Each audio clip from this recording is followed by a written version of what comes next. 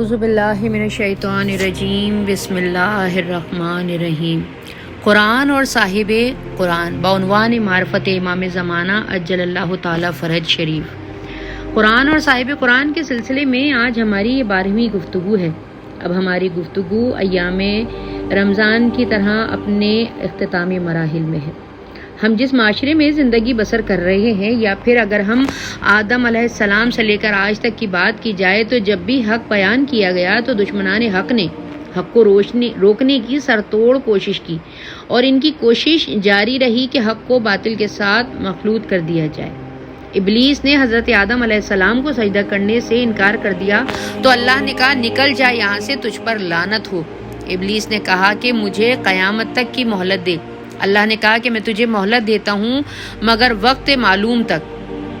یہاں ابلیس نے ایک جملہ کہا تھا کہ کہاں تیری عزت کی قسم میں ان کو گمراہ کر دوں گا مگر ان کو تیرے خالص بندے ہوں گے۔ سورہ صاد آیت نمبر 82 اور 83۔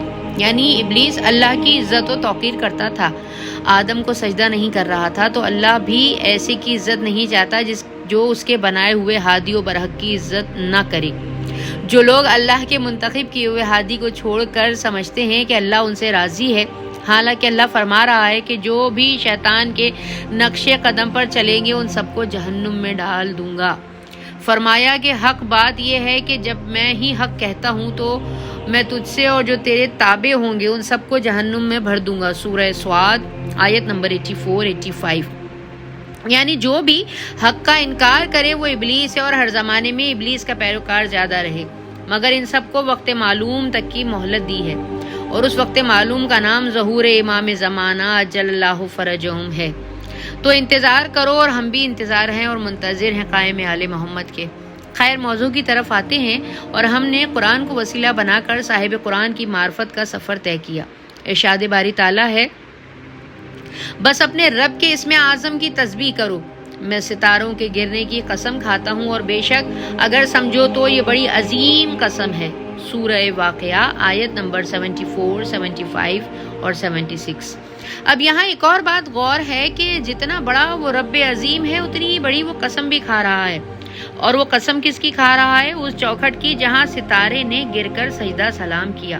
صحابہ کرام نے پوچھا، یا رسول اللہ صلی اللہ علیہ وسلم، آپ کے بعد آپ کا جانشین کون ہے؟ رسول اللہ نے فرمایا، اگر اس بات پر اصرار کر رہے ہو تو کل صبح جس گھر پر ستارہ اترے گا وہ میرا جانشین ہوگا۔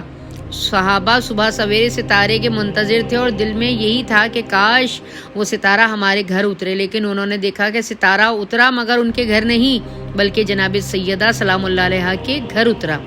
اس نے اتر کر دہلیز سیدہ پر سجدہ کیا اور پھر بیت توحید کا طواف کیا اور واپس اپنی جگہ پر چلا گیا۔ تو اس رب نے اپنی عظمت کی قسم کھاتے ہوئے اس واقعے کو بیان کیا۔ اب جو بھی اس واقعے کا منکر ہوگا، یعنی مولا علی کو جانشین رسول نہیں مانتا ہوگا، وہ اللہ کی عظمت کا منکر ہوگا۔ جو دہلیز توحید کی عزت و عظمت کا قائل نہیں، وہ اللہ کی عزت و عظمت کا منکر ہے۔ اب دیکھیں کہ اللہ کریم ہے اور اس کا رسول بھی کریم ہے، اور یہ قرآن بھی کریم ہے۔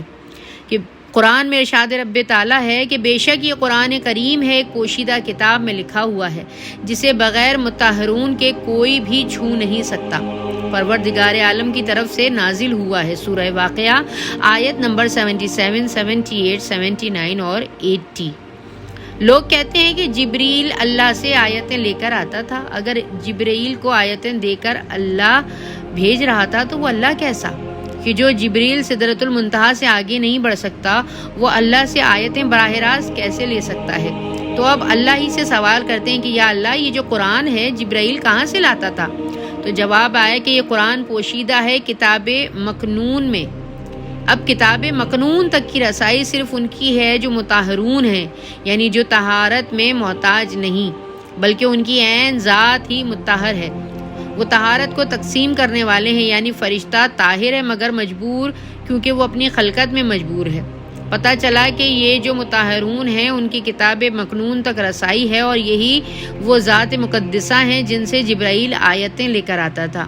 ایک بار جبرائیل بارگاہ رسالت میں حاضر ہوئے تو اس وقت رسول اللہ دستار مبارک باندھ رہے تھے۔ آپ نے فرمایا، اے جبرائیل، تو کیا جانتا ہے کہ تو آیتیں کہاں سے لاتا ہے؟ جبرائیل نے کہا یا رسول اللہ میری ڈیوٹی تو صرف اتنی ہے کہ اس در پہ جاؤں اور وہاں اس در سے آیتیں دی جاتی ہیں اور وہ میں یہاں آپ کی خدمت میں لے کر آتا ہوں. تو کیا میں نے کبھی پوچھا اور نہ ہی میں ہی کبھی اندر گیا کہ کون دینے والا ہے. فرمایا کیا تو جاننا چاہتا ہے کہ جس سے تو آیتیں لے کر آتا ہے وہ کون ہے؟ عرض کی کہ یا رسول اللہ. فرمایا ایک بار جب تجھے یہاں بلایا جائے تو اندر چلے جانا تو معلوم ہوگا کہ وہ کون ہے. جبرائیل اس مقام پہ گئے آیتیں لے کر آتے تھے. اندر گئے تو کیا دیکھا کہ جس طرح رسول زمین پر دستار باندھ رہے ہیں اسی طرح وہاں کھڑے بھی دستار باندھ رہے ہیں. سبحان اللہ.